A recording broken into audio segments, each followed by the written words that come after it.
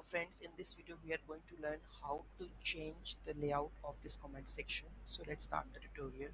So here we are going to add a field. If you want to add a field, you can use add field comment and comment form default fields. You can add the any of the field over here, right? So if I go and check my WordPress, I have added already in the PHP. So age is there, right? And if I'm going to comment this section both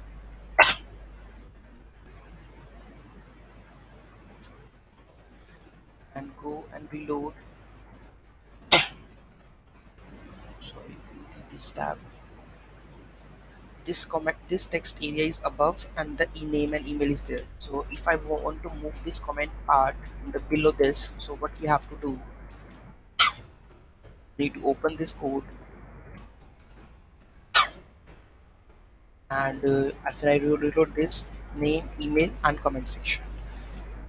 If you want to add any field in the comment section, you can use this comment form default fields, add common field comment fields you have added, right? If I go and reload, each factor is there, right?